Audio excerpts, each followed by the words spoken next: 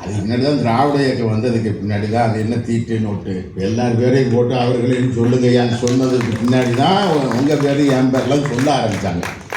அதுக்கு முன்னாடிலாம் சொல்லவே மாட்டாங்க. அது ஒரு திராவிட பண்பாடு. இருந்தாலும் இப்போ நம்ம அவர்களேங்கிறத பத்மாவதி அம்மா பேசினாங்க.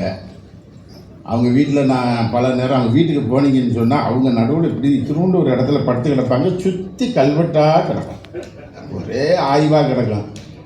அவங்க ஒரு பிரமாதமான புத்தகம், இந்தியா போற்றக்கூடிய ஒரு நூலை எழுதியிருக்காங்க. கலப்பரர்களை பற்றியான ஆய்வு நூல் ஒன்று இப்போ தான் வெளியிட்டப்பட்டது. மத்திய செம்மொழி தமிழாய்வு நிறுவனம் அந்த நூலை வெளியிட்டிருக்காங்க. கலப்பரர் ஆட்சியை பற்றியான, அதாவது இதுக்கு முன்னாடி மயிலை சீனி வெங்கடசாமி இவர்களை போன்ற அறிஞர்கள் எல்லாம் ஒரு புக்கு அதெல்லாம் வெளியிட்டிருக்காங்க. ஆனால் இப்போ கிடைத்திருக்கக்கூடிய தரவுகள் வைத்து அவர்கள் ஒரு முக்கியமான ஆய்வு நூல், கலப்பரர் ஆட்சியை பற்றியான நூல். அதை வாங்கி தயவுசெய்து படிக்க வேண்டும். அந்த புத்தகத்தை படிச்சுட்டு நான் அவங்ககிட்ட சில கேள்விகள் கேட்டுக்கிட்டே இருந்தேன். இது என்ன, இது என்ன, யானையை கொண்டாந்து கோயிலில் ஏன் கட்டுனாங்க, எனக்கு பதில் சொல்லுங்கன்னு அவங்ககிட்ட கேட்டுக்கிட்டே இருந்தேன். என்ன, ஒன்று யானை மிதித்து சாகுது, இல்லாட்டா எரித்து கொண்டுடுறாங்க. இதுதான் நடந்துக்கிட்டு இருக்கு. கோயில் யானைன்னு வேற சொல்கிறாங்க. யானைக்கு கோயிலே காடு தான், அதை எதுக்கு கோயில் யானைன்னு பேரை வச்சு அங்கேயே கட்டி வச்சாங்க, அதுக்கு சொல்லுங்க அப்படின்னு சொன்னால் ஒரு விடை கிடைத்தது. கலப்பிரர்கள் யானையை மையமாக வைத்தவர்கள். அவங்களுக்கு எனக்கு சில கருத்து வேறுபாடு இருக்குது. கலப்பம் அப்படின்னு சொன்னால் யானைன்னு அர்த்தம். கலப்பிரர்கள் என்றால் கன்னடர்கள் அவர்கள் அப்படின்னு ஒரு கருத்தை இன்றைக்கு வரைக்கும் தொல்லியலாளர்கள் சொல்லிக்கொண்டே இருக்கிறார்கள், அகழ்வாய்வாளர்கள் சொல்லிக்கொண்டே இருக்கிறார்கள். நான் அதை மறுத்து கொண்டே இருக்கிறேன். அதற்கான ஆய்வுகளை நாங்கள் செய்து கொண்டிருக்கிறோம். கலபம் என்றால் யானை, கலப்பிரர் என்று அதிலிருந்து கூட வந்திருக்கலாம். கலப்பிரர்கள் யானையை மையமாக வைத்து முற்கால பாண்டியர்கள், சோழர்கள், பல்லவர்கள் இவர்களை எல்லாத்தையும் அடக்கி அதுக்கு பின்னாடி அவங்க என்ன செஞ்சாங்க, ஒரு சமத்துவ சமுதாயம் இருந்தது, அதை க்ளோஸ் பண்ணிட்டு முடிச்சிட்டாங்க. அதனால தான் யானையை வீழ்த்தியப்பட்டதெல்லாம். இப்போ உறையூரில் யானையை கோழி கொத்தி விரட்டும்னு ஒரு இது இருக்கும். ஒரு யானை அப்படி பயந்து போய் கிடக்கும். அப்புறமேட்ட கஜசம்காரம் அப்படின்னு சொல்லிட்டு சிவன் என்ன செய்வார், குத்துவார். இப்படிலாம் சில இதுகள்லாம் இருக்கும். யானை வீழ்த்தப்பட்டதற்கான வரலாறாக இருக்கும். அப்போ என்னென்னா அவங்க பௌத்தத்தை மையமாக வைத்து யானையை குலப்புரியாக கொண்டு ஒரு ஆட்சி செலுத்தியிருக்காங்க. யானையை வீழ்த்தியாச்சு. வீழ்த்தினதுக்கு பின்னாடி கொண்டாந்து கட்டி போடுறா கோயில் அப்படின்னு சொல்லி கொண்டாந்து கட்டி போட்டுருந்துருக்கணும். இது நடந்திருக்கும். அதுக்கு பின்னாடி அதுக்கு பல காரணங்கள்லாம் சொல்லியிருக்கலாம். இதற்கெல்லாம் தேட வேண்டியிருக்கு. அப்படிப்பட்ட ஒரு மிகப்பெரிய அறிவுஜீவி பத்மாவதி அவர்கள் பேசினாங்க. அதுக்கடுத்து அமர்நாத் ராமகிருஷ்ணன் ஆய்வாளர். நான் கூட கொஞ்சம் மறைச்சி பேசணுமோன்னு யோசிச்சுக்கிட்டே வந்தேன். அவளாம் தேவையில்லை, நாங்களே அதிகாரத்தில் அதனால் ஆட்சி பணியில் இருக்கிற நாங்களே பேசுகிறோம் அப்படின்னு அவர் எடுத்து கொடுத்துட்டு வேற போயிட்டாரு. கருணானந்தன் ஐயாவும் பேசினாங்க. நான் கேட்டேன், அவங்கெல்லாம் மூத்த அறிஞர்கள், அவங்கள விட்டுட்டு ஒரு சின்ன பையன் என்னையை கொண்டு போய் எதுக்குங்க கடைசியாக பேச வச்சிங்கன்னு சொன்னால், அவங்க பேசும்போது ஆட்கள்லாம் கேட்பாங்க, நீங்கள் பேசும்போது போயிடுவாங்க, போயிட்டாலும் பேசுகிற ஆள் நீங்கள் தான் அப்படின்னு எனக்கு கடைசியாக பார்த்ததான் சொன்னாங்க. அதுக்கு காரணம் அதுதான், வேறு ஒன்றும் கிடையாது. இப்போ நம்ம விஷயத்துக்குள்ளே வந்துடுவோம், சுருக்கமாக பேசிடுவோம். அப்துல் காதர் ஐயா பேசும்போது சொல்லிட்டு போனாங்க, வைகை கடலில் கலக்கலை. நான் காவிரி பற்றி ஒரு ஆய்வு நூல் ஒரு 1000 பக்கத்துக்கு எழுதி வச்சுருக்கேன். அது வெளியிட்டு முதலமைச்சர் வெளியிட்டார். அது இப்போ நிறைய போச்சு. காவிரியை ஆய்வு செய்யும்போது தான் அது முதல்ல பூம்புகாரில் போய் இப்போ கலந்தது மாதிரி கலக்கலை. அது முதல்ல சென்னையில் தான் கடலில் கலந்ததுங்கிற வரலாறு ஒன்று இருக்குது. பழவேற்காட்டில் தான் அது கலந்தது. பழவேற்காட்டினுடைய பேர் தெலுங்கில் என்ன சொல்லுவாங்கன்னா பிரளய காவேரின்னு தான் சொல்லுவாங்க. இன்றைக்கும் வேலூர்லேருந்து நீங்கள் அப்படியே போனீங்கன்னு சொன்னால் காவிரி ஓடாத பகுதியில் தான் காவிரி பட்டு, காவிரி பாக்கம் எல்லா ஊரும் அந்த லைனில் தான் இருக்கும். வேறு எந்த ஊரும் இங்கிட்டு இருக்காது. ஒகேனக்கல்லேருந்து அது முதல்ல ஒரு பாதை, ரெண்டாவது நில அடுக்கு தூக்குது, பாதையை மாற்றுது. ரெண்டாவது பாதை பாண்டிச்சேரியில் போய் கலக்குது, அது அரியாங்குப்பம்னு சொல்கிறாங்க. மூணாவது ஒரு பாதை தான் என்ன செய்யுது, இங்கே போய் கலக்குது, இங்கே பூம்புகாரில். நாலாவதும் அது ஒரு பாதையை தேர்ந்தெடுத்திருக்கு. அது இன்னொரு 750 வருஷத்துக்கு அடுத்து நடக்கிறதுக்கு வாய்ப்பு இருக்குதுன்னு சொல்லிட்டு தொல்லியல் ஆய்வுகள் இல்லை. இது தொலை உணர்வு துறை அப்படின்னு சொல்லி ஒரு டிபார்ட்மெண்ட் இருக்குது. அதன் மூலமாக ஐயா சொன்னார், வைகை போய் கடலில் கலக்கலை அப்படின்னு சொல்லி சொன்னார். நான் வைகை நதிகாசம்னு ஒரு நூல், ஒரு ஆய்வு நூல் எழுதுகிறேன். இப்போ அமர்நாத் ராமகிருஷ்ணன் ஐயா பேசும்போது சொன்னாங்க, புலிமான் கோம்பைன்னு ஒரு பேரை போகிற போக்கில் அப்படி அடிச்சுட்டு போனார். புலிமான் கோம்பை இப்போ என் பேர் சூர்யா சேவியர், ஐயா பேர் அப்துல் காதர், ஐயா பேர் விஸ்வநாதன், ஐயா பேர் ராமகிருஷ்ணன். தமிழின் முதல் பெயர் என்ன, தமிழில் வைக்கப்பட்ட முதல் பெயர் என்ன, இன்றைக்கி என்ன சான்று நம்ம கையில் இருக்குது. ஒவ்வொருத்தருக்கும் ஒரு பேர் வச்சுருக்கிறோம்ல. அந்த பேர் என்ன அப்படின்னு சொன்னால், தேனிக்கு பக்கத்தில் இருக்கக்கூடிய அந்த புலிமான் கோம்பை கல்வெட்டில் தான் அந்தவன் என்ற ஒரு பெயர் இருக்கிறது. அந்த அந்தவன் என்ற பெயர் தான் இதுவரை கண்டறியப்பட்ட பெயரில் முதல் பெயர். அதுக்கு முன்னாடி கூட கண்டுபிடிச்சிருக்கலாம். அந்தவன் என்ற பெயர் தான் தமிழின் முதல் பெயர். இப்போதைக்கு நிறைய பேர் பிள்ளைய பெற்றுட்டு வந்து நீங்கள் பேர் வைங்கம்மா, கஷ்டப்பட்டு நீ பிள்ளை பெற்றிருக்க, நீனே பேரை வையா, நீ எதுக்கு ஏண்ட கொண்டாந்தார். அப்படி பேர் வைக்க விரும்பினா அந்தவன் என்ற பெயரை வைங்க. முதல் பேர் அதான் தமிழின் முதல் பெயர். அந்த வைகையை ஆய்வு செய்வதற்காக கிட்டத்தட்ட ஒரு 3 வருஷமாக நான் அந்த ஆற்றுக்குள்ளே தான் அலைஞ்சிக்கிட்டு இருக்கேன். அதுக்குள்ளே போகும்போது என்ன தகவல் வருதுன்னா, ராமநாதபுரம் பெரிய கம்மாயில் போய் கலக்குது. ராமநாதபுரம்ங்கிறது சேதுபதி காலத்தில் வச்ச பேர். முகவை என்பது தான் அதனுடைய பேர். வைகையின் முகத்துவாரத்தில் இருந்ததால் முகவை அது பேர். அங்கே அழகன்குளம்னு ஒரு கிராமம் இருக்குது. அந்த அழகன்குளத்தில் தான் வைகை கடலில் கலந்து. இப்போ அரசு அதிகாரம் வந்ததுக்கு பின்னாடி நீர்பிடிப்பு பகுதிகள் எல்லாமே கேரளாவுக்கும் கர்நாடகாவுக்கும் கொடுத்ததுக்கு பின்னாடி அந்த ஏன் கொடுத்தீங்கன்னு கேட்கும்போது காமராஜர் சொன்னார், அதுவும் இந்தியாவுக்குள்ளே தானே இருக்குதுன்னு சொல்லி ஒரு பேட்டியிலையும் பதில் சொன்னாங்க. அது முன்னாடி நடந்த அரசியல்னு வச்சுக்கோங்க. அதுக்கு முன்னாடி தண்ணி இங்கிட்டு வராமல் போயிடுச்சு. தண்ணி இங்கிட்டு வராமல் போன உடனே ராமநாதபுரம் பெரிய கம்மாய்க்கு போகுது. கீழடியை பற்றி அநேகமாக அமர்நாத் ராமகிருஷ்ணன் ஐயா தான் கீழடியில் முழுசாக இருந்தார். நான் இப்போ போய் பார்க்க போகும்போதெல்லாம் அவர் தான் நின்றுட்டு இருந்தார். இப்போ பாஸ்கர்னு ஒருத்தர் இருந்தார், அவரும் ஏதோ பேசி தூக்கி விட்டாங்கன்னு சொன்னாங்க. எனக்கு தெரியல, அவர் இங்கே இருக்கார். அப்போ போய் பார்க்க போகும்போது எனக்கு அருண்னு ஒருத்தர் இருந்தார், ஒரு முக்கியமான ஆர்கியாலஜிஸ்ட், அறவாளின்னு ஒருத்தர் இருந்தார். இவெல்லாம் நண்பர்கள், எங்கள் ஊருக்காரங்க. அவங்களோட உட்காந்து நாங்கள் பேசிக்கிட்டு இருக்கோம்.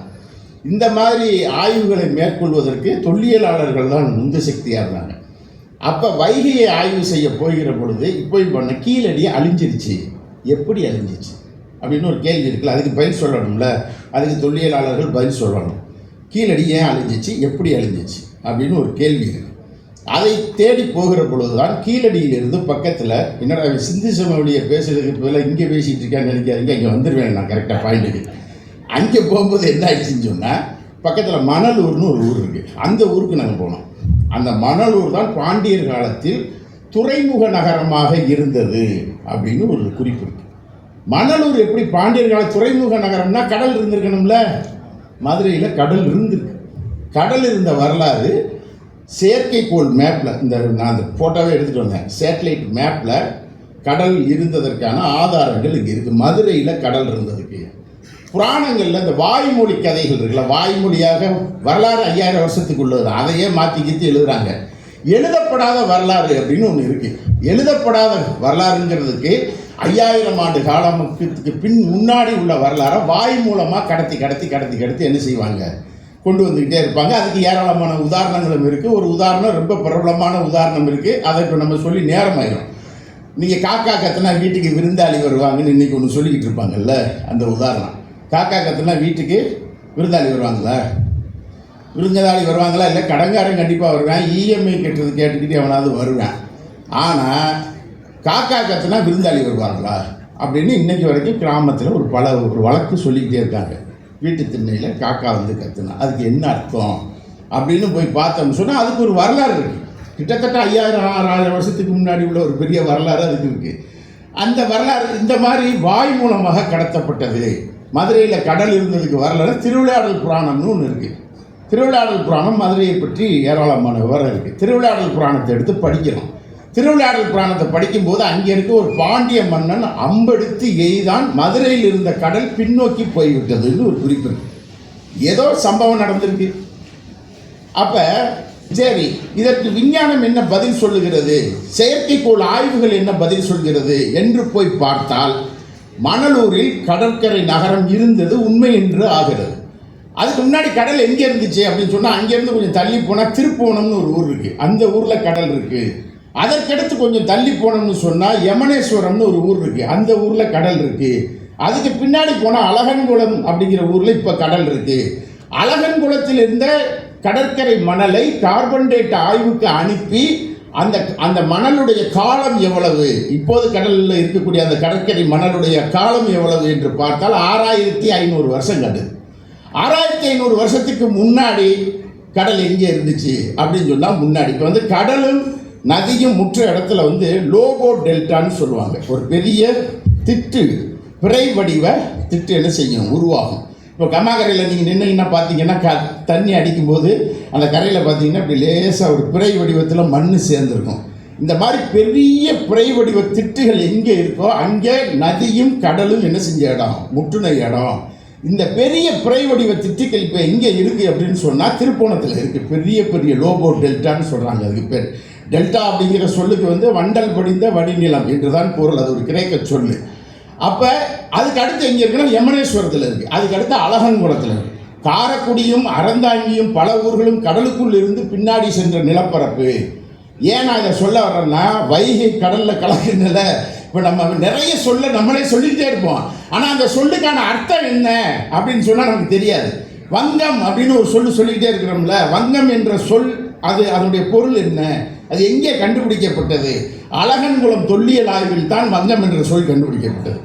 அந்த வங்கம் என்ற சொல் இருக்கு என்னன்னா, பாய்களை கடலில் கட்டிக்கிட்டு போகக்கூடிய ஒரு படகு, பாய்மர படகு இருக்குல்ல, அந்த படகுக்கு பேர் தான் வங்கம். அந்த வங்கம் சென்றதால் அதற்கு பேர் வங்கக்கடல். ஆனால் நம்ம வங்கக்கடல்னு இன்னைக்கு வரைக்கும் சொல்லிகிட்டே இருப்போம். வங்கங்கிற சொல் இங்கிருந்து கண்டறியப்பட்டது, தொல்லியல் ஆய்விலிருந்து தான் அதை என்ன செய்தார்கள், கண்டறிந்தார்கள். இப்போ புலிமான் கோம்பையாக இருக்கட்டும், சரி, அதுக்கு முன்னாடி அந்த கடல் எங்கே இருந்தது? அழகன்குளத்துக்கு முன்னாடி கிமு 3ஆம் நூற்றாண்டு வரைக்கும் இலங்கையும் இந்தியாவும் ஒரே நிலப்பகுதி. ஒரு மிகப்பெரிய சுனாமி ஏற்பட்டதில் 2 பிரிந்தது. அதற்கு முன்னால் வைகை இன்றைய இருக்கக்கூடிய இலங்கையின் கலிமுகம் என்ற இடத்தில், அதற்கு பின்னாடி தான் கடல். கலிமுகம் என்பது கடற்கரை நகரம். இப்போ கூட ராஜபக்சேயை விரட்டிக்கிட்டு அந்த துறைமுகத்தினுடைய பகுதியில் தான் போராட்டம் பண்ணாங்கல்ல, அங்கே போய் வைகை கடலில் கலந்தது என்பதற்கான செயற்கைக்கோள் ஆதாரங்களின் அடிப்படையில் ஆய்வுகளை என்ன செய்கிறார்கள், தரவுகளை முன்வைக்கிறார்கள். இதெல்லாம் ஆய்வுக்கு உட்படுத்தப்பட வேண்டிய விஷயங்கள். அப்போ ஒரு காலத்தில் வைகை எங்கே கலந்திருக்கிறது என்று சொன்னால், வைகையோடு கச்சத்தீவுக்கு பின்னால், நான் இந்த மார்ச் மாதம் கச்சத்தீவுக்கும் போனேன். அந்த தீவு எப்படி இருக்கிறது? தீவு என்பது பார்த்தா அது வந்து மலையின் உச்சிப்பகுதி, மீதெல்லாம் கடலுக்குள்ள இருக்குது. தாமிரபரணியும் வைகையும் தாமிரபரணியும் போய் கலந்து அப்படி பின்னாடி போய் அது கலிமுகத்தில் கலந்ததாக ஒரு சேட்டலைட் மேப்பை ஒன்று காட்டுறாங்க. கடலுக்கு அடியில் வைகை ஓடிய பாதை பல 100 ஆண்டுகளாக ஓடிக்கொண்டிருக்கிறது என்றும் ஆய்வாளர்கள் என்ன செய்கிறாங்க, நிலவியல் ஆய்வாளர்கள் வைக்கக்கூடிய இந்த நிலவியல் ஆய்வுகள், தொல்லியல் ஆய்வுகள், மொழியியல் ஆய்வுகள், இவை எல்லாவற்றையும் வைத்து தான் இப்போ ஆரியர்கள் அப்படின்னு அவங்களை திட்ட வேண்டிய அவசியம் இல்லை, திராவிடர்கள் அப்படின்னு இவங்களை திட்ட வேண்டிய அவசியம் இல்லை. எது ஆரியம் திராவிடம் என்பதை பிரித்து காட்டுகிறது என்று சொன்னால், ஐயா கருணானந்தன் அவர்கள் சொன்னது போல மொழியியல் ஒப்பியல் ஆய்வு என்று இருக்கிறது. ஒரு மொழியை என்ன செய்வாங்க, ஒவ்வொரு மொழியோட, இப்போ ஒரு மொழி பேசக்கூடிய மக்கள் இன்னொரு மொழி எப்படி வரும், இங்கே பேசக்கூடிய மக்கள் இங்கிருந்து வேறு ஒரு இடத்திற்கு இடம்பெயர்கிற பொழுது அங்கு வேறு ஒரு கிளை மொழி என்ன செய்யும், தோன்றும். ஆனால் பிறந்த நிலத்தினுடைய அந்த மொழி அப்படியே என்ன செய்யும், அதனுடைய வேர்ச்சொல் அங்கே இருக்கும். நீங்கள் வந்து இப்போ நம்ம வந்து எங்கே அப்படின்னு தமிழில் சொன்னோம்னா எங்கன அப்படின்னு மலையாளத்தில் என்ன செய்வாங்க, சொல்லுவாங்க.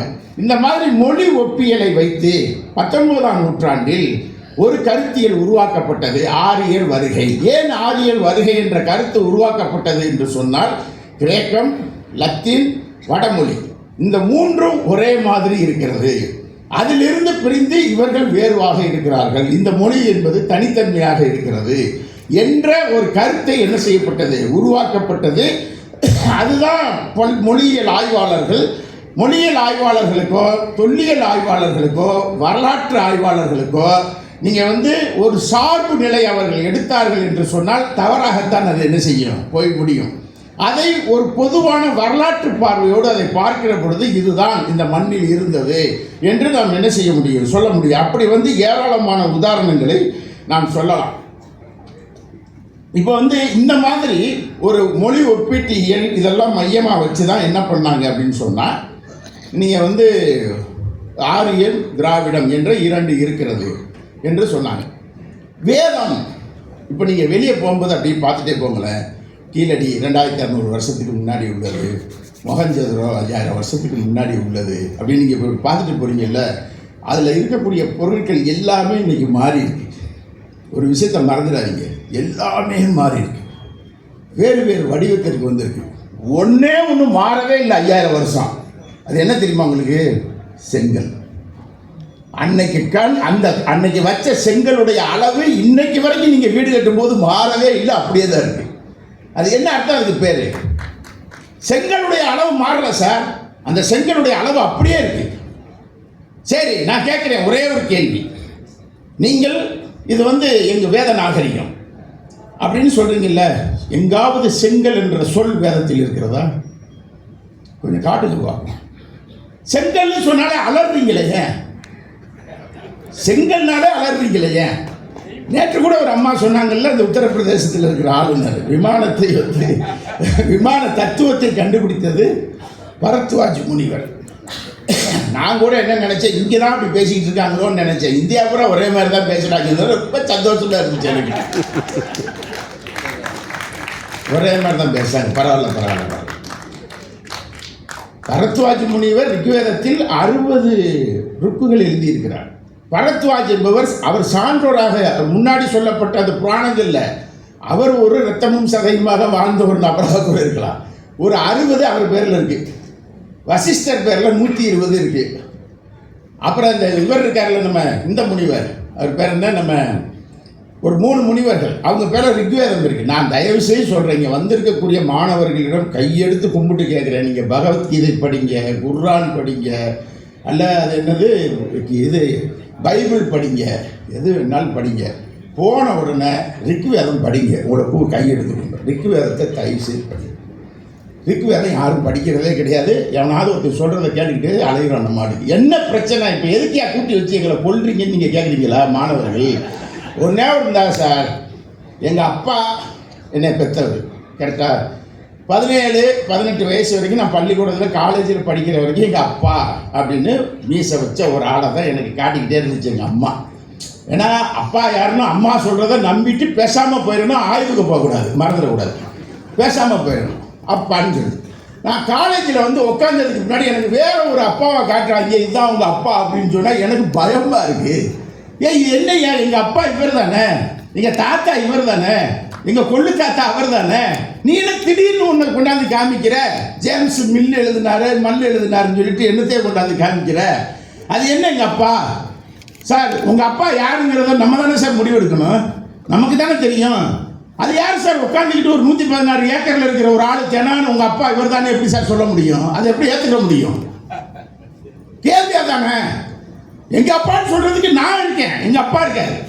அதை சொல்வதற்கு நீங்கள் யார்? உங்கள் அப்பா யாருங்கிறத நாங்கள் சொல்கிறோம், சொல்லக்கூடாது சார். அந்த சுயமரியாதை கேள்வி, அந்த சுயமரியாதை உணர்வை தட்டி விட்டு கொண்டே இருக்கிறார்கள், கேள்வி எழுப்பி கொண்டே இருக்கிறார்கள். அதுதான் கூட்டத்தை கூட்டி சொல்ல வேண்டிய அவசியம் வந்துருச்சு. என்னன்னு சொல்லணும் அப்படிங்கிறது கேட்குறேன். ஒன்றுன்னா கேட்பேன், செங்கலை பற்றி தயவு செய்து ரிக்வேதத்தில் இருக்கிற குறிப்பை காட்டுங்க. வேதங்கள் தான் இந்தியா என்றால் எங்கேயாவது இருக்கா? இல்லை. குதிரை, அடுத்து குதிரையை பற்றி சொன்னாங்க. குதிரைங்கிறது ஒரு உறைபனி முன்காலத்தில், நான் சொல்கிறது விஞ்ஞானம் சார், ஒரு உறைபனி முன்காலத்தில் 10,000 ஆண்டுகளுக்கு முன்னாக ஐரோப்பியாவில் பரிணாமம் அடைந்த ஒரு விலங்கு குதிரை அப்படின்னு விஞ்ஞானம் நிரூபிச்சிருக்கு. இதில் யாருக்காவது மாற்றுக்கிறது இருந்தால் சொல்லுங்கள், இல்லை எங்கள் வீட்டுக்கு பின்னாடி அது சாணம் போடுன்னு சொன்னாலும் சொல்லுங்கள். குதிரையினுடைய பரிணாமம் அதுதான். அந்த குதிரை இந்தியாவில் இல்லை. ஆனால் மொஹஞ்சதாரோ ஹரப்பாவில் ஒரு குதிரையை காட்டப்படுது. குதிரை, இதுதான் குதிரை அப்படின்னு ஒன்று சொல்கிறாங்க. இதை பார்க்கும்போது என்னென்னா எல்லாரும் எருமைன்றாங்க. குதிரைங்கிறதுனுடைய பரிணாம கோட்பாடு விஞ்ஞானத்துக்கே போயிடுவோமே, அது இல்லை. இங்கே அது இருந்திருப்பதற்கான வாய்ப்புகள் இல்லை. இங்கே ராஜஸ்தானில் இருந்த ஒரு கழுதை தான் என்ன செஞ்சது, இங்கே இருந்தது குதிரை மாதிரி ஒரு கழுதை. அதுதான் இந்தியாவினுடைய இதாக இருந்ததே ஒழிய அங்கே இல்லை. அப்போ ஏன் அப்படி செஞ்சாங்கன்னா, தெனாலிராமனுடைய கதை ஒன்று இருக்குது, பார்த்துருக்கீங்களா? குதிரையை வரைய சொல்லுவார் மன்னர். உடனே ஒரு வாழை வரைஞ்சி வச்சிருப்பார். வரைஞ்சி சொன்னால் எங்கே குதிரை அப்படின்னு மன்னர் கேட்பார். மண்ணை அந்த குதிரை குதிரையுடைய வாள் இது, குதிரையை அந்த இதுக்கு பின்னாடி இருக்குது அப்படின்பார். யார்? தெனாலிராமன். அது மாதிரி தான் இவங்க சொல்லிக்கிட்டு இருக்காங்க, இங்கே குதிரை இருக்குது குதிரை இருக்குன்னு சொல்லி. குதிரை மொஹஞ்சதாரோ ஹரப்பாவில் கண்டுபிடிக்கப்படவில்லை. அடுத்து சோமபானம், இப்போதான் நமக்கு சுதாரிப்பு வரும். சோமபானம் ரிக்வேதத்தில் பேசப்படுகிறது, சொல்லப்படுகிறது. சோமபானம் சுறாபானம், கரெக்டா? இந்த சோமபானம் எதிலிருந்து தயாரிக்கப்படுகிறது? நம்ம சயின்ஸாகவே பேசுவோம் சார். ரிக்வேதத்தில் சோமன் இருக்கு. ரிக்வேதத்தை படிங்க, நான் மீண்டும் சொல்கிறேன், 10,554 ருக்கு இருக்கு. 1028 பாடல்கள் செய்யுள் வடிவத்தில் இருக்கு. அந்த 1028 பாடல்களில் மீதி பாடல் பூரா சோறு சோறு எங்களுக்கு சோறு வேணும், எங்களுக்கு சோறு வேணும், எங்களுக்கு சோறு வேணும்னு சோத்துக்கு அலைஞ்சிக்கிட்டே இருக்கும். மீதி பாட்டு பூரா சோத்துக்கு இல்லாமே தெரியும். ஆனால் நம்ம ஊரில் என்னென்னா நெல் புகுத்து பிறவும் கடவுளும் இல்லையே அப்படின்னு இங்கே ஒரு ஆள் பாட்டு பாடிக்கிட்டு இருக்காரு புறநானூறாக நடுவில். நாங்கள் நெல் கொடுத்துலாம் யாரையும் கடவுளையெல்லாம் பாடுறதில்லைன்னு தமிழ் இங்கே ஒன்று சொல்லுது. அவங்க ரிக்வேதத்தில் சோறு சோறு எங்களுக்கு சோறு இல்லை, நாங்கள் அலைகிறோம், பசியாக இருக்குது பசியாக இருக்குன்னு ரிக்வேதத்தில் பல பாட்டு சோத்துக்கே அலையுது. அதில் சோமபானம்னு ஒன்று வந்துடுது. சோத்துக்கு இல்லாட்டினா நான் அட்ரா சோமபானத்தை அப்படின்னு ஒன்று சொல்லுவாங்க. சோமபானம் அப்படிங்கிறது எங்கிருந்து தயாரிக்கப்படுகிறது? எபித்ரா என்ற ஒரு தாவரத்திலிருந்து தயாரிக்கப்படுவதாக குறிப்புகள் இருக்கிறது. எபித்ரா என்ற தாவரம், எபித்ரா என்ற தாவரம் இந்திய நிலப்பரப்பில் எங்காவது விளைகிறதா என்று தயவு செய்து சொல்லுங்க. அதுல இருந்து தான் சோமபானம் சுறாபானம் தயார் பண்ணியிருக்காங்க. எபித்ரா என்ற தாவரம் இந்திய நிலப்பரப்பிலேயே எபித்ரா தாவரம் விளையவில்லை, மறந்துவிடக்கூடாது. அது எங்கு விளைகிறது? ஆப்கானிஸ்தானத்தில் இந்து குஷ் மலை பகுதிகள் இருக்குல்ல, அங்குதான் எபித்ரா தாவரம் விளைகிறது. வேதங்கள் அந்த சோமபானத்தை போற்றி புகழ்கிறது. தண்ணி அடிக்கிறத போற்றி புகழுது, விடுங்க, தண்ணி குடிச்சது வேற. இப்ப சோமபானம் கண்டுபிடிக்கப்பட்ட எபித்ரா தாவரம் இந்திய நிலப்பரப்பிலேயே இல்லை. அப்படி என்றால் வேதத்தில் அது எப்படி வந்தது? சிந்து சமவெளி, மறந்துடக்கூடாது, சிந்து சமவெளி. எதை நெஞ்சில் குத்தி குத்தி படிக்கிறீங்களோ இல்லையே, சிந்து சமவெளி, சமவெளியில் படிக்கணும். ஏன்னா ரிக்வேதத்தில் மலைகளையும் முகடுகளையும் குன்றுகளையும் பாடி பாடி வந்து கொண்டே இருக்கிறது. எந்த இடத்திலையும் சமவெளியை போற்றவில்லை. சிந்து சமவெளி. ஆனால் நீங்கள் மலையையும் மேடுகளையும் முகடுகளையும் நீங்கள் போற்றி பாடுகிறீர்களே, அது எந்த பகுதி என்று ரிக்வேதத்தார் விளக்கம் தர வேண்டும். இல்லை, இது சமவெளி, சமவெளி பகுதிங்கிறதுனால தான் அப்படி இருக்குது அந்த இடம். அதற்கடுத்து அதாவது முற்கால வேதம், பிற்கால வேதம், 10 மண்டலம் இருக்கு ரிக்வேதத்தில். நீங்கள் ஒன்னொன்னே புரிஞ்சுக்கிறேன்னு, ரிக்வேதத்தை ஏற்றுக்கொண்டவர்கள் யசுர் வேதத்தை ஏற்றுக்கொள்வதில்லை. யசுர் வேதத்தை 3ஐயும் ஏற்றுக்கொண்டு அதர்வண வேதக்காரர்களை ஏற்றுக்கொள்வதில்லை. இந்த 3ஐ மட்டும் படித்தவங்க திரிபாதி என்று பெயர் வைத்துக் கொள்வார்கள். துவேதி திரிவேதி என்றெல்லாம் பெயர் வைத்துக் கொள்வதற்குள்ள இந்த வேதத்தை படித்து கொண்டு அளவுதான், எங்களுக்கு அதர்வண வேதம் தேவையில்லை என்று சொல்லிவிடுவார்கள். இதெல்லாம் வேதத்துக்குள்ள இருக்கக்கூடிய சண்டை. ஆனால் வேதத்திற்குள் இருக்கக்கூடிய விஷயங்களுக்குள் போனோம்னா இந்த முற்கால வேதங்கள், இன்றைக்கு கங்கை புனித நதியாக போற்றப்படுகிறது. கங்கை புனித நதியாக போற்றப்படுகிறது என்றால் முற்கால வேதங்கள் எங்காவது கங்கை என்ற சொல் இருக்கிறதா? நான் வேத ஆய்வாளர்களையே அழைக்கிறேன் மேடைக்கு, ரிக்வேத ஆய்வாளர்களையே மேடைக்கு அழைக்கிறேன். நான் ரிக்வேதத்தை 3-4 முறை படித்தவன், 10,584 ருக்குகளையும் படித்திருக்கிறேன். எங்காவது கங்கை என்ற சொல் இருக்கிறதா? பிற்காலத்தில் சேர்க்கப்பட்டிருக்கிறது. 10ஆம் நூற்றாண்டு 10வது அந்த அத்தியாயத்துக்குள்ள தான் அது வரும். அவங்க இங்கே வந்ததுக்கு பின்னாடி, அதற்கு முன்னாடி அது இல்லை. ஏன் இல்லை? அதற்கு பதில் சொல்லுங்க. முற்கால வேதங்களில் ஏன் இல்லை? கங்கை என்ற சொல்லி ஏன் இல்லை? சரஸ்வதி என்று இன்றைக்கு ஒரு பெயர், அது ஒரு கடவுளுடைய பெயர். அந்த கடவுளை வழிபடுபவர்கள் அதை நம்ம புண்படுத்தக்கூடாது. அவங்கள கும்பிடுறா கும்பிட்டு, அதெல்லாம் ஒன்றும் தப்பு இல்லை. யார் எதை வேணாலும் கும்பிட்டுட்டு போயிட்டே இருக்க வேண்டியதுதான், அது ஒன்றும் மேட்டரே கிடையாது. ஆனால் சரஸ்வதி என்ற சொல்லுக்கு என்ன பொருள்? சரஸ்வதி என்றாலே நதி என்றுதான் பொருள். ரிக்வேதம் சொல்லுவது சரஸ்வதி நதி அல்ல, சரஸ்வதி என்றாலே நதிதான். ரிக்வேதத்தில் பல சரஸ்வதிகள் இருக்கிறது, அதைத்தான் சொன்னாங்க. அப்ப இல்லாத ஒரு நதி என்ற பெயர் ஒன்றையே வைத்துக்கொண்டு அதையே எப்படி நீங்க தேடுறீங்க? வடிவேலு கிணத்தை தேடின மாதிரி. தோண்டாத கிணறுக்கு நீங்க ரசீது வச்சுக்கிட்டு எப்படி தேட முடியும்? அதுக்கு எப்படி 3500 கோடி ரூபாய் செலவழிக்க முடியும்? சரி, இப்போ சொன்னாங்கல்ல புதைப்பது அப்படின்னு, அமர்நாத் ஐயா சொன்னார்ல, புதைப்பது, எரிப்பது, இதற்கு ஒரு பெரிய வரலாறு இருக்கு. அதைத்தான் ரொம்ப தெளிவாக அழகாக சொல்றார். புதைக்கிறது, அதுக்கு பின்னாடி அவர்களோடு நெருங்கியவர்கள் தங்களை எரித்து கொண்டார்கள். புதைச்சதுங்க வேற, அவங்களோடு நெருங்கியவர்கள் இப்போது எரிக்கக்கூடிய வேலையை செஞ்சுக்கிட்டாங்க. அதாவது போனால் எரிய செஞ்சு அது எரிச்சுக்கிறாங்க, அது வேற. ஆனால் புதைச்சி அந்த இது இருக்குல்ல, நினைவிடம் கட்டுவது, அந்த ஏற்பாடு என்பது திராவிட மரம். இப்படியான ஏராளமான விஷயங்களை சொல்லலாம்.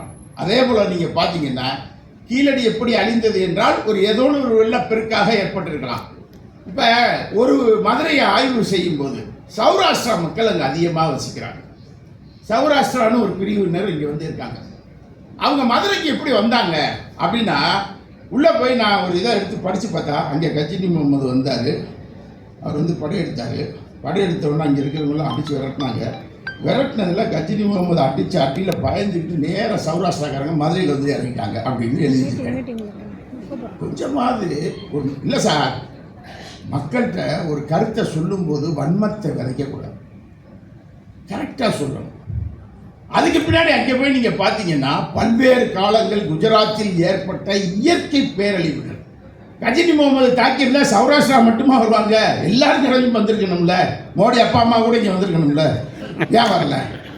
சௌராஷ்டிரா பிரிவினர் மட்டும் ஏன் வந்தாங்க அப்படின்னு சொன்னால், அந்த கிழக்கு கடற்கரை பகுதி எங்கே குஜராத்தில் அங்கே இருக்கக்கூடிய சௌராஷ்டிரா பகுதி இருக்குல்ல, இயற்கை பேரழிவு கடல் பேரழிவுக்கு ஆளாயிருக்காங்க பல நூற்றாண்டு காலமாக.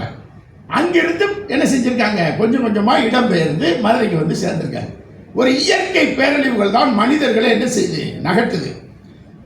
இங்கேயுமே சொல்லிக்கிட்டு இருக்காங்களே, சென்னையில் ஒரு 40% கடலில் முங்க போகுது அப்படின்னு சொல்லி ஒரு ஆய்வு சொல்லிக்கிட்டே இருக்காங்க. 2040 வரப்போகுது, 2070 வரப்போகுதுன்னு. அது வரப்போகுதா இல்லையா, வருங்கிறது இருக்குது. ஏன்னா கடல் பல இடங்களில் உள்வாங்குது, கடல் பல இடங்களில் மேலே வருது. இதெல்லாம் ஆய்வுகளுக்கு உட்படுத்தப்பட்டது தான். ஆக இதெல்லாம் பார்த்தீங்கன்னு சொன்னால், நீங்கள் வந்து அப்படி இயற்கை சீற்றங்களால் கீழடி என்ன செய்திருக்க வேண்டும், அழிந்திருக்க வேண்டும். சரி, சிந்து சமவெளி எப்படி அழிந்தது அப்படின்னு ஒரு கேள்வி இருக்குல்ல. அந்த கேள்விக்கு உங்கள் தாத்தாவோ என் தாத்தாட்டே பதில் இல்லை. அது எப்படி அழிஞ்சாங்கன்னு பதில் இல்லை. ஆனால் ரிக்வேதம் பதில் சொல்கிறது. நீங்கள் ஒரு விஷயத்தை புரிஞ்சுக்கங்க. கலப்பிரர் காலம் இருண்ட காலம் என்பார்கள். கலப்பிரர் காலம் இருண்ட காலம் என்று சொன்னால் அதை புறத்தை அழிச்சிடுறது. இப்போ நான் கலப்பிரர்னு அழிச்சிட்டேன், ஆனால் அவங்க ஆதாரத்தை நான் எல்லாத்தையும் தடவை முடிச்சிட்டேன். ஆனால் நான் என்ன பண்ணிட்டேன் தெரியுமா, கலப்பிரரை நான் எப்படி அழித்தேன் என்ற எனது வீர வீர சாகச கதைகளை நான் ஒரு புத்தகமாக எழுதி வைத்திருக்கிறேன். அதிலிருந்து கலப்பிரர் எப்படி அழிந்தார்கள் என்று நான் கற்றுக்கொள்ள முடியும். ரிக்வேதம் சிந்து சமவெளியை எப்படி அழித்தது என்று அதுவே கூறுகிறது. இந்திரனுக்கு புறம் தாரா என்று ஒரு பெயர் இருக்கிறது ரிக்வேதத்தில். புறம் தாரா, புறம் என்றால் கோட்டை, புறம் தாரா என்றால் கோட்டையை தகர்த்தவன் என்று பொருள். அது எந்த கோட்டையை இந்திரன் தகர்த்தான் என்ற கேள்விக்கு ரிக்வேதத்தார் பதில் சொல்ல வேண்டும், வேதகாலத்தார் பதில் சொல்ல வேண்டும். 116 ஏக்கரிலிருந்து தயவு செய்து பதில் வர வேண்டும். ஒன்று. இரண்டாவது, நான் இன்னொன்றையும் கேட்கிறேன். அந்த புறம்தாரா இந்திரனுக்கு இன்னொரு பெயர் இருக்கு, விரித்ராகரன். ரிக்வேதம் தான் சொல்கிறது விரித்ராகரன். விரித்ராகரன் என்றால் அதற்கு என்ன பொருள் என்றால், அணையை உடைத்தவன் என்று பொருள். ஓடக்கூடிய நீரை தடுக்கக்கூடாது, ஓடக்கூடிய நீரை தடுக்கக்கூடாது. நதியிலேயே போய் கொண்டிருப்பதற்கு, நதிக்கு அதுக்கு பேர் என்னன்னா, தண்ணிக்கு பேர் நாரா அப்படின்னு அர்த்தம். நாரா அப்படிங்கிறது தண்ணி, அயனம் அப்படின்னா வழி, நாராயணன்னா தண்ணியோட போறவன்னு வழி பேச்சு. இந்த பேர் நாராயணன்கிற பேருக்கு என்ன அர்த்தம்னா, தண்ணியோட போற ஆளுன்னு அர்த்தம், தண்ணியிலே போற ஆளு, அதான் நாராயணன்கிற பேர். ஆனா நீங்க வந்து இந்த தண்ணி இருக்குல்ல, சிந்து சமவெளி மக்கள் அணையை கட்டியிருந்தார்கள். அந்த அணையை உடைத்து, அதுல ரிக்வேத வரிகள் என்ன வருது அப்படின்னு சொன்னா, அப்படியே மடை திறந்த வெள்ளமாக பெருக்கெடுத்து நீர் ஓடி பிரவாகம் எடுத்தது அப்படின்னு எழுதி வச்சிருக்காங்க ரிக்வேதத்தில். தயவு செய்து ரிக்வேதத்தை படியுங்கள். ஒவ்வொரு வரலாறையும் அளித்தவர்கள் ரொம்ப பெருமையோடு எழுதி வைத்திருக்கிறார்கள்.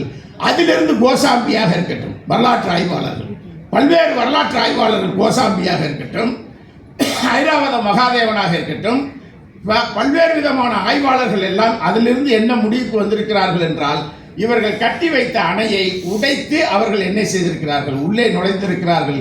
எனவே இந்திரனுக்கு விரித்ராகரன் என்ற பெயரை ரிக்வேதம் சூட்டுகிறது என்ற வேத ஆய்வுகளில் இருந்து இதெல்லாம் பார்க்கிற பொழுது இங்கு இருக்கக்கூடிய ஒரு பண்பாடு.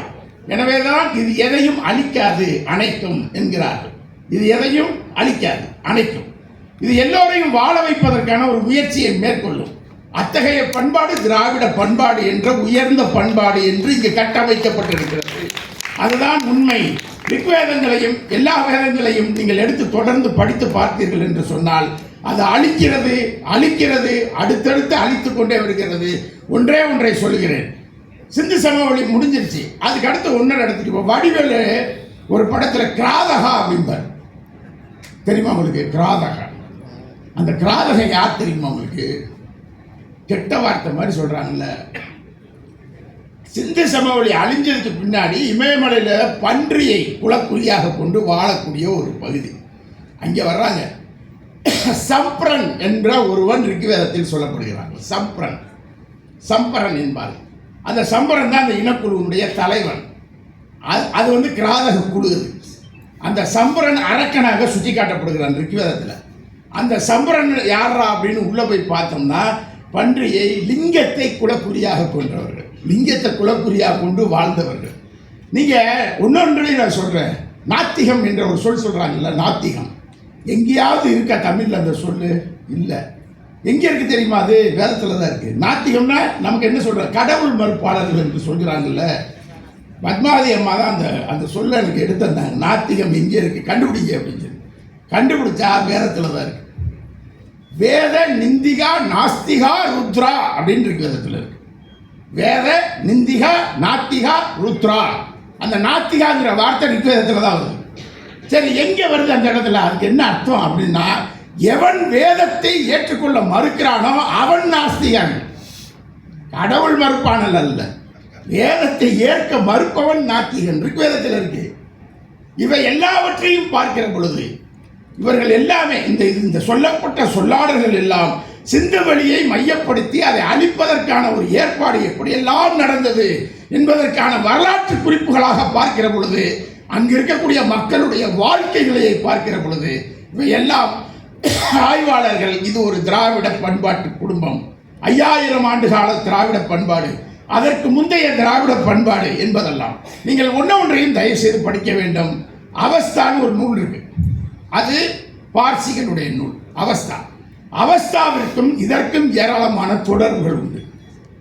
நீங்க ஒரு பாலைவனத்தில் நாடோடியாக வந்தவர்களுடைய வாழ்க்கை எப்படி இருக்கும்? டாட்டா இறந்தார்ல, நான் தான் ஃபர்ஸ்ட் அதை பதிவு பண்ணேன். டாட்டாவை கழுகுக்கு கொண்டு போய் இறையா வைக்க போறாங்கன்னு சொன்னேன். ஃபர்ஸ்ட் நான் பதிவு பண்ணிட்டேன். உடனே மீடியாலாம் நிறைய கேட்டாங்கன்ட்டேன். எப்படிங்க சொல்றீங்க? பார்சி பண்பாடு அது ஒரு பாலைவன நாடோடி வாழ்க்கை. அது அங்கேருந்து அவங்க குஜராத்துக்கு வந்தாங்க. அங்கேருந்து நெருப்பை கொண்டு வந்தாங்க. நெருப்பை கொண்டாந்து குஜராத்தில் வச்சு ஈரான்லேருந்து வந்தவங்க. டாட்டானா என்ன அர்த்தம் தெரியுமா உங்களுக்கு? ஈரானில் இருக்கக்கூடிய ஒரு ஊர் பேர். அந்த ஊரில் இருந்து வந்தவங்க, அதனால தான் டாட்டான்னு ஒரு பேர் வச்சுருந்தாரு. ஈரானில் போய் இப்போயும் டாட்டான்னு ஒரு ஊர் இருக்கான்னு பாருங்கள், சர்ச் பண்ணி பாருங்கள், டாட்டான்னு ஒரு ஊர் வரும். அங்கேருந்து வந்தவர்கள் பார்சிகள். அவங்க இங்கே அவங்களுடைய வாழ்க்கை பாலைவன வாழ்க்கை. அந்த வாழ்க்கையில் பாலைவனத்தில் வரும்போது இறந்து போனவங்க எல்லாம் என்ன ஆகும்? அங்கே போட்டுட்டு என்ன செஞ்சுருவாங்க, வந்துடுவாங்க. அதனால தான் இன்றைக்கும் அந்த மும்பையில் இருக்கக்கூடிய 2 டவர் இருக்கும். நான் அந்த டவரை பார்த்துருக்கேன். அந்த டவரில் பார்சி பண்பாடை பற்றி எழுதுறதுக்காக போகும்போது அந்த டவரில் உச்சியில் என்ன செஞ்சுருவாங்கன்னா அந்த பாடியை கொண்டு போய் வச்சுருவாங்க பார்சிகள். கழுகு தான் என்ன செய்யாத கொத்தி திங்கும். இப்பையும் டாட்டா இங்கே தான் இருக்கிறான். கரெக்டாக 1 வருஷம் ஒரு பாடி இங்கே இருக்கும். அதுக்கு பின்னாடி அதில் இருக்கிற எலும்பை என்ன செஞ்சுருவாங்க, எடுத்துருவாங்க. அவர்கள் எரிக்கவோ புதைக்கவோ மாட்டார்கள். இது ஒரு நாடோடி பழங்குடியினுடைய ஏற்பாடு. இந்த அவஸ்தாவையும் இங்கே எரிப்பதற்கான காரணத்தையும் இரண்டையும் ஒப்பு நோக்கி பாருங்கள். அவஸ்தாவை தயவு செய்து ஒன்று நீங்கள் ஒப்பிட்டு பார்த்தீர்கள் என்றால் தேவர்கள் யார், அசுரர்கள் யார் என்பதற்கான விளக்கம் அவஸ்தாவிலும் இருக்கிறது, வேதத்திலும் இருக்கிறது. எனவே ரிக்வேதத்தை தயவு செய்து படியுங்கள், அவஸ்தாவை தயவு செய்து படியுங்கள், எல்லாத்தையும் படிங்க. படிச்சுட்டு ஆய்வுக்கு உட்படுத்துங்க. உங்களுக்கு இருக்கக்கூடிய தனிப்பட்ட கருத்தை அதற்குள் திணிக்க முயலாதீர்கள். ஆய்வு மனப்பான்மை என்பது இந்த பூலோகத்தில் வாழக்கூடிய அனைவருக்கும் இந்த பூமி சொந்தம். அவர்களுக்கு ஒரு நல்ல கருத்தை சொல்ல வேண்டும் என்பதுதான். உடல்லிருந்து வெளியேற எல்லாமே நாரும், வாயிலிருந்து வந்தால் நாரும், எல்லாமே என்ன செய்யும்? இங்கே சொந்த நாரும், பின்னாடி போனால் நாரும், முன்னாடி போனால் நாரும். உடம்புல இருந்து வெளியேற எல்லாமே நாரும். வாயிலிருந்து வர்றது ஒன்றாவது நல்ல வார்த்தையாக வரணும். அது ஆய்வுலகம் செய்து கொண்டிருக்கிறது. அதைத்தான் அமர்நாத் ராமகிருஷ்ணன் செய்கிறார், அதைத்தான் ஐயா கருணானந்தன் செய்கிறார், அதைத்தான் அம்மா பத்மாவதி செய்கிறார். அதனுடைய ஏற்பாடுகளை எல்லாம் ஒருங்கிணைத்து ஐயா விஸ்வநாதன் அவர்கள் செய்கிறார்கள். மறந்து விடாதீர்கள், நம் வாயிலிருந்து வருவது நல்ல வார்த்தைகளாக இருக்கட்டும். அது சிந்து சமவெளி மக்கள் அன்றைக்கு வாழ்ந்த மக்களுடைய வரலாறு. என் அப்பன் யாரு, என் தாத்தன் யாரு, என் பூட்டன் யாரு அப்படிங்கிற வரலாறை எனக்கு எவரும் கற்றுத்தர வேண்டிய அவசியம் இல்லை. எனக்கான வரலாறை தேடி நானே பயணப்படுகிறேன் என்பதுதான் சிந்து சமவெளி நூற்றாண்டு ஆய்வு நமக்கு தெரிவிக்கக்கூடிய உண்மை. அதை நோக்கி மாணவ செல்வங்கள் பயணப்பட வேண்டும். வாய்ப்புக்கு நன்றி.